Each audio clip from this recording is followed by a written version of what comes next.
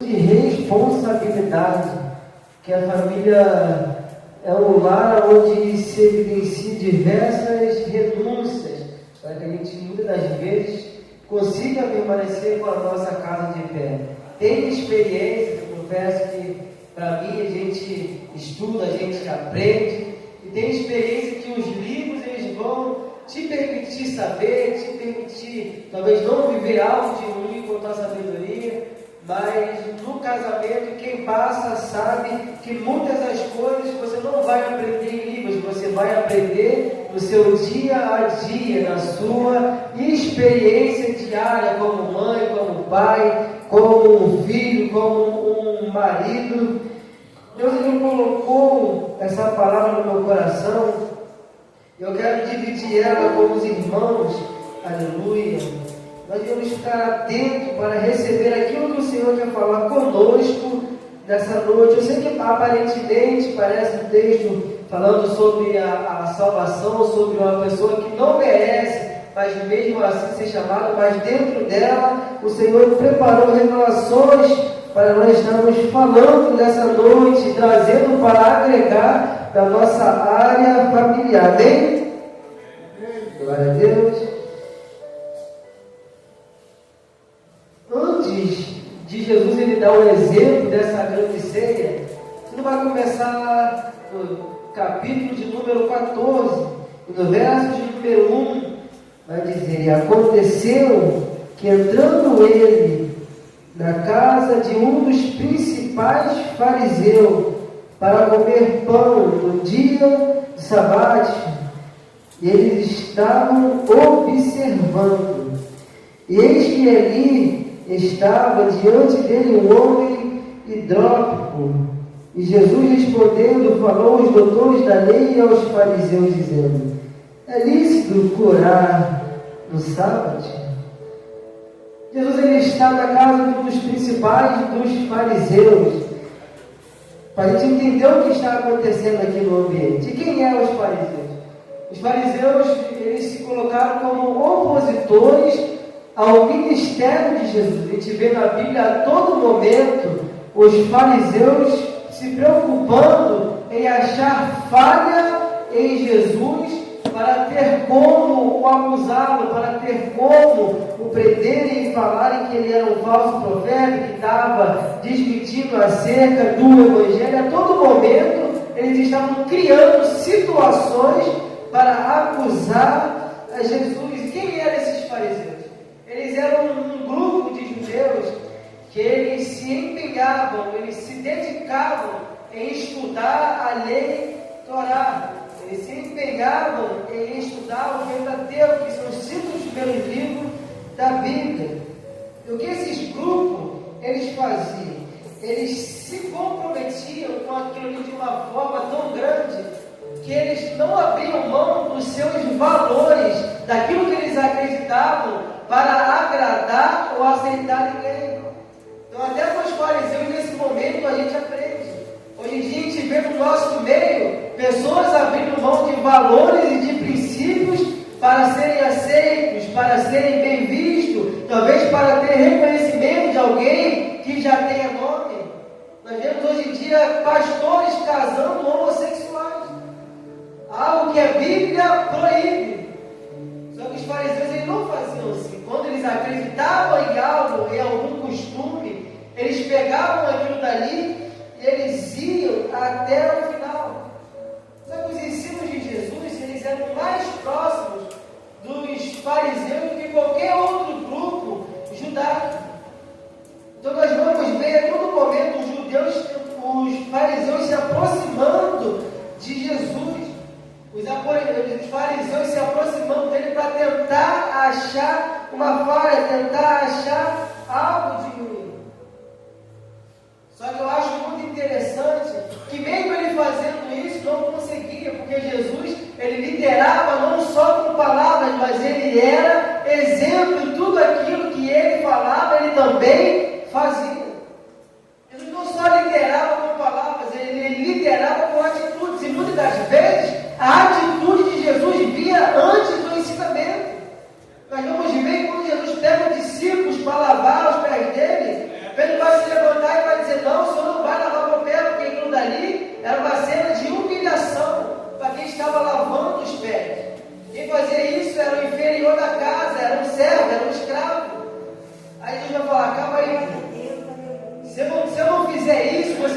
faz comigo. O que eu faço agora você não está entendendo, mas daqui a pouco você vai entender. Daqui a pouco eu vou explicar. O exemplo dele vem antes do ensinamento. A vida dele, aleluia, as ações dele antes do ensinamento. Tanto é que algumas pessoas, quando viam Jesus ensinando ou falando algo, eles falavam, esse fala como com quem tem autoridade. Ele não fala como os escribas ou como os fariseus.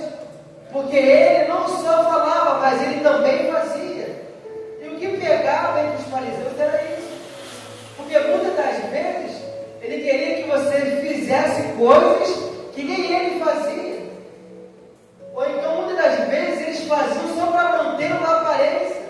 Jesus falando sobre eles, vai olhar para eles e vai dizer, com a boca, com os lábios, vocês louvam a Deus, mas o coração de vocês estão distantes. Automaticamente que ele está falando, vocês estão adorando por aparência, mas o Senhor está lá de cima vendo que a adoração não está chegando, que o coração não está em adorar Ele, que a adoração não está fluindo de dentro para fora, só está da boca para fora.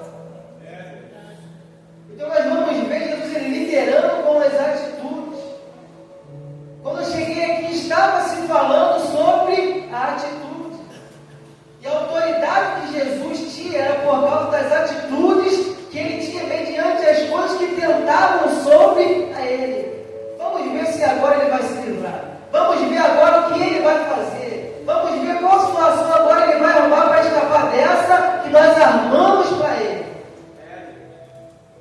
Eles estavam todo o tempo cristãos, mas as atitudes dele estavam sempre de acordo com aquilo que ele ensinava.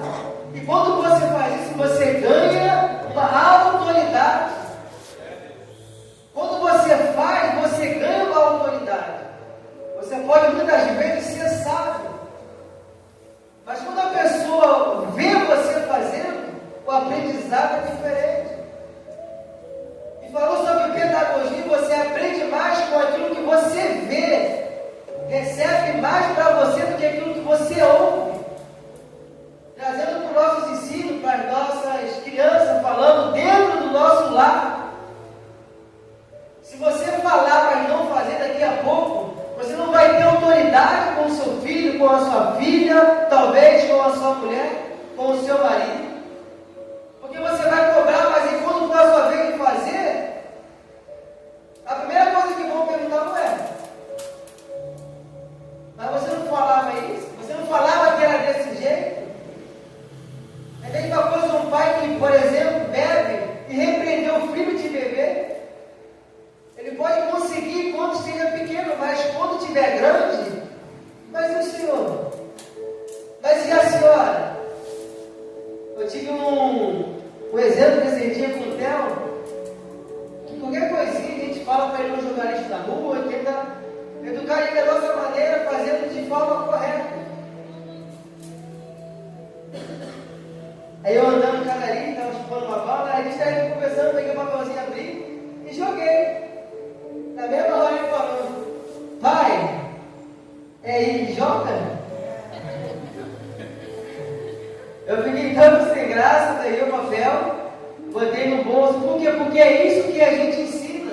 E quando você tenta falar com palavras, mas não demonstra com atitudes, com o tempo você vai perdendo a autoridade que você tem. Então o Senhor estava falando desde quando eu cheguei aqui, lidere com atitudes, lidere com ações. Paulo vai dizer, sede meus imitadores, assim como eu sou de Cristo. Paulo não vai falar, olhe para Cristo porque eu sou falho, eu sou ser humano, então olhe para Ele. Ele não vai falar isso, ele vai falar, sede meus imitadores, porque eu também tento o máximo levar minha vida de acordo com a palavra dele. Então sede meus imitadores, assim como eu também imito a Cristo, liderando com atitude.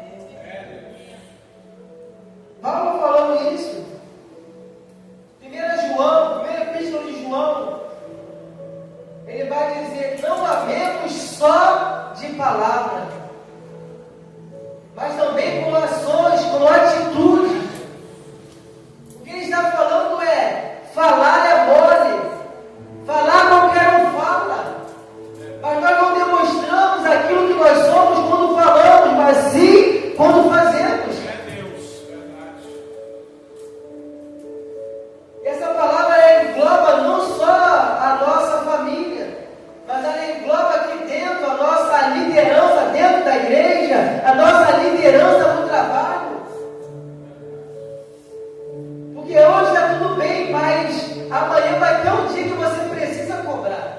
Todo lugar assim, na igreja, na família, no trabalho, tem momentos bons, mas tem momentos que você precisa cobrar. Tem momentos que você precisa chamar para conversar, chamar a atenção.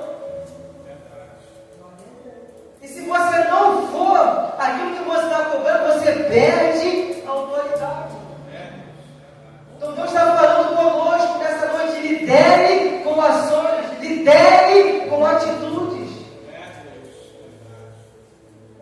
E quando precisar cobrar, quando precisar falar, você vai ser um exemplo, e as pessoas, elas vão te ouvir, porque vê aquilo que você faz. Então elas vão ver. Então os fariseus, eles sempre caíam nisso.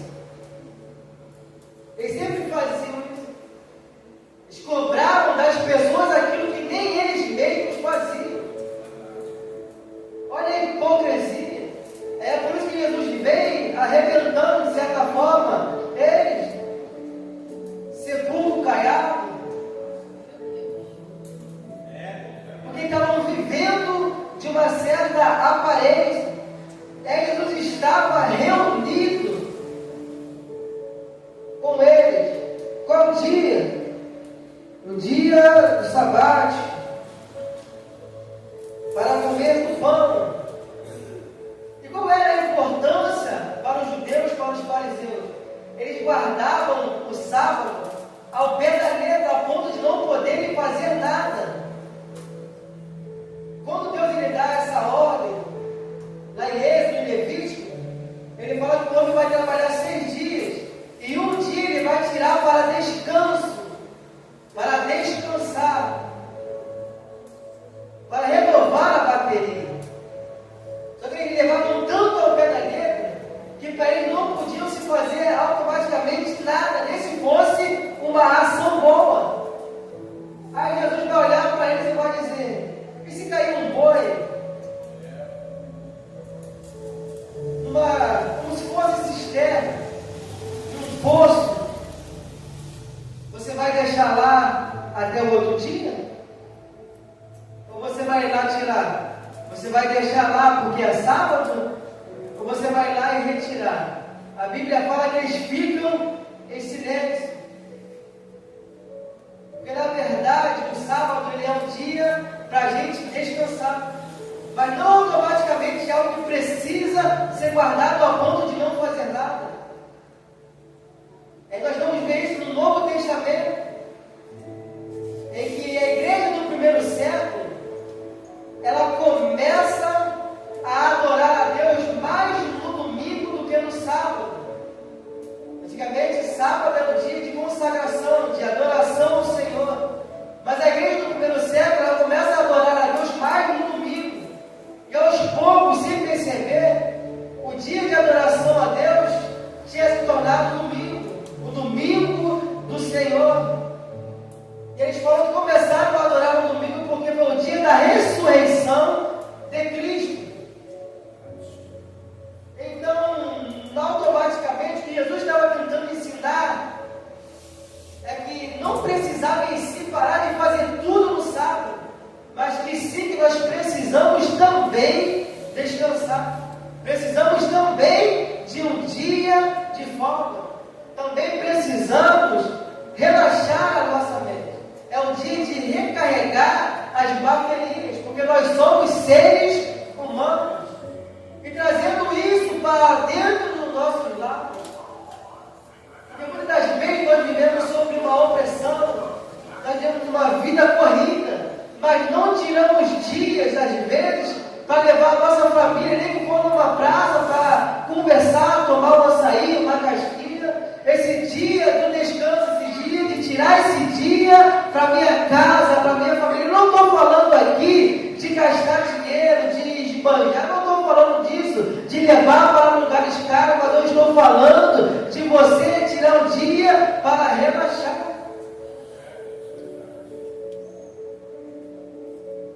A minha esposa estava conversando comigo essas 2 últimas semanas sobre isso. Eu trabalho no comércio, aí só tem um domingo em casa, aí no domingo a gente vem para a escola bíblica, às vezes Quem sai, aí sai daqui às vezes 1 para 2 horas, 6h20 já tem que estar aqui para oração. O único dia que eu tenho em casa é esse. E ela fala, a gente tem que descansar, a gente tem que tirar um dia para dar uma volta. Só que às vezes a gente acaba não ouvindo porque quer estar aqui. Mas a própria palavra, o próprio Deus, Ele te incentiva a tirar esse dia. Esse dia de renovo. De renovar a bateria da sua casa, da sua família. Então faça um esforço. Você vai ver que às vezes pequenas coisas vão melhorar demais o seu casamento, o ambiente do seu lar. Coisas pequenas, coisas que nós consideramos como se fossem bobas, mas vai fazer uma grande diferença para dentro da sua casa. Descansar, recarregar as baterias, se renovar novamente, aleluia, para a correria que nós temos.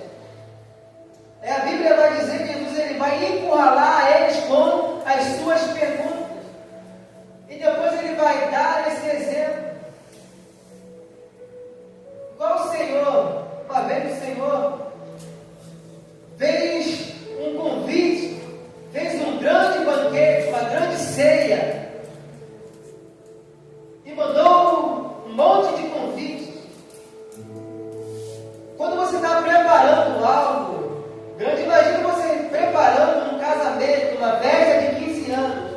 Com 1 ano antes, você já está fazendo um convite, você já está preparando, você já está convidando, já está mandando, se for casamento, os padrinhos e se preparando para ter dinheiro para alugar roupa, para fazer alguma coisa. Então você vai fazendo com bastante antecedência. Imagina você fazendo isso tudo e no dia do seu casamento você for mandando mensagem, tudo certo? Está sendo preparado, o salão está sendo organizado. E no dia, todo mundo que estava sendo chamado, todos os convidados, falar para você que não vai dar para você ir. 1 ano de preparo, todas as expectativas montadas. Essa é a nossa festa. Esperando aquele momento. Aí no dia da festa, todos eles falam que não vai dar para ir. Esse exemplo aqui que Jesus está dando. Imagina o Senhor fazer um convite para todos estarem em uma grande ceia, preparar essa grande ceia e quando chegar o dia enviar o servo para ir lá chamar, vamos que já está pronto esperando você. Cada um foi dando uma desculpa. Eu casei, não vou poder ir. Eu comprei um terreno, não vou poder estar. Eu comprei alguns bois, eu vou ter que ir lá examinar. Aí aquele senhor ele fica triste e manda chamar qualquer um que tivesse pela frente. Vai lá, chama os pobres, chama aqueles que estão na rua, chama qualquer pessoa, mas eu quero ver esse lugar cheio.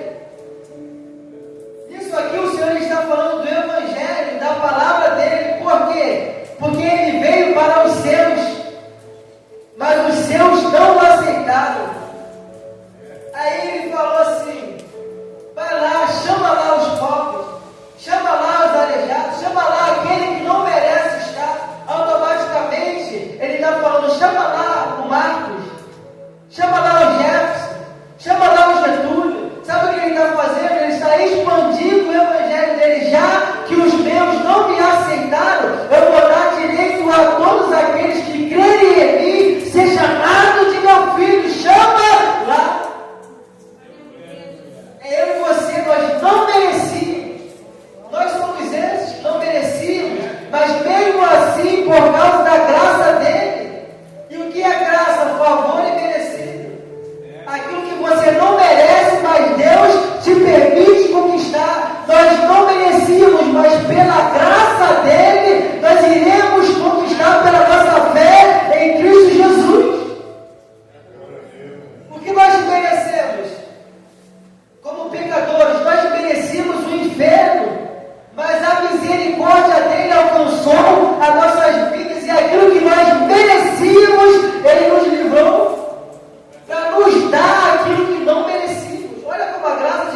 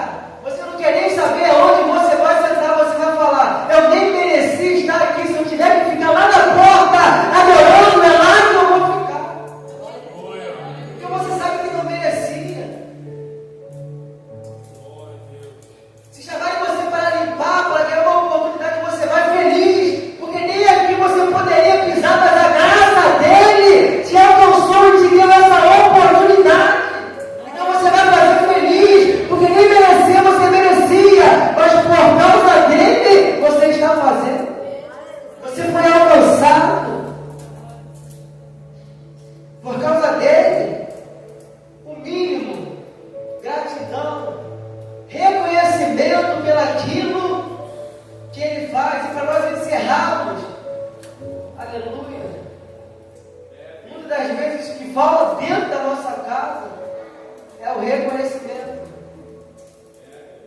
Às vezes, porque a gente tem dessa, né? O nosso trabalho sempre é o pior. Para a mulher sempre é pior ficar em casa, arrumar casa e botar o filho para a escola. E para o homem sempre vai ser pior acordar cedo e sair para trabalhar. Então, às vezes, eles desmerecem aquilo que a mulher faz. E a mulher desmerece aquilo que o homem faz, porque acha que aquilo que ela faz é maior, é mais cansativo.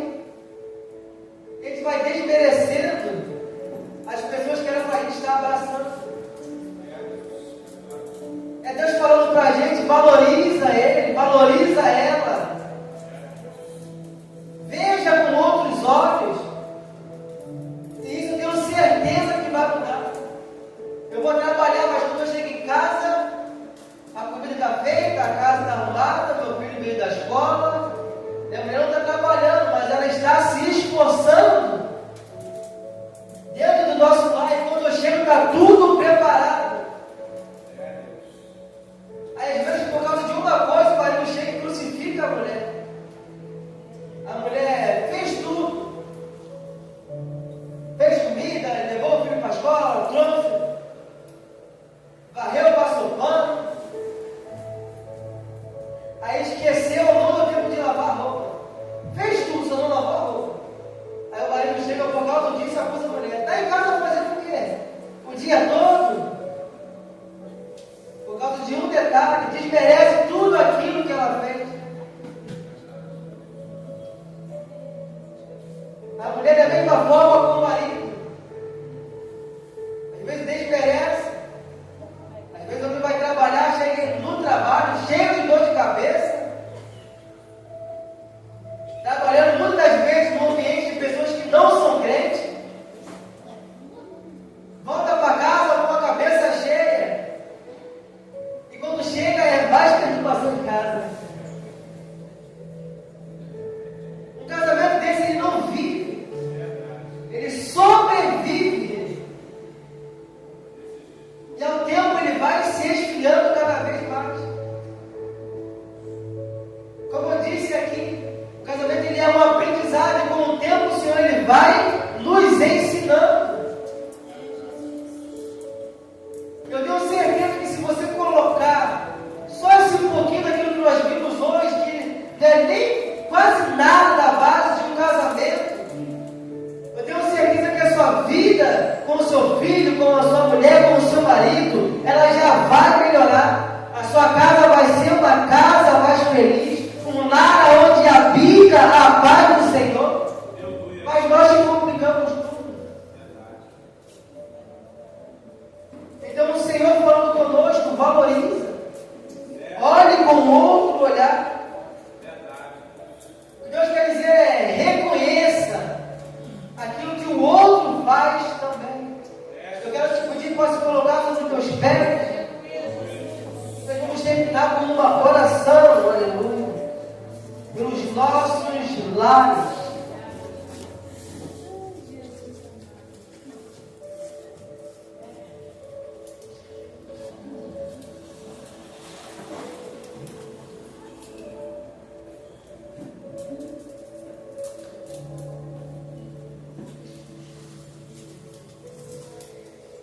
Poderoso Deus e eterno Pai, Senhor, entregamos nas tuas mãos a nossa vida, meu Pai. Pedimos ao Senhor, meu Pai, para que nós venhamos, Senhor, assim como foi dito nessa noite, ser exemplos, meu Pai. Liderar com as nossas atitudes, meu Senhor da glória, para que nós tenhamos autoridade, meu Senhor, diante, meu Pai, de cada situação que se for contra a nossa vida, meu Senhor da glória.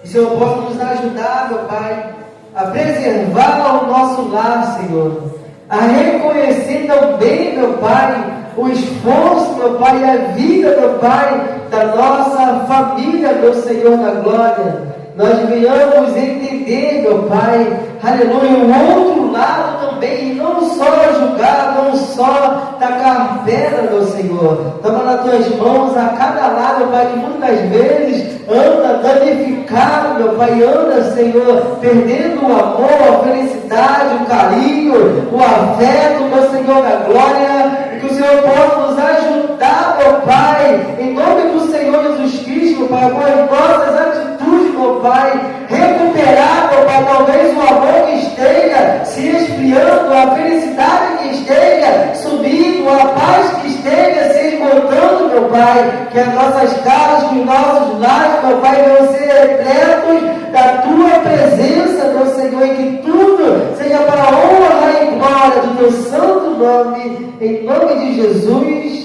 A igreja aplauda o nome do Senhor.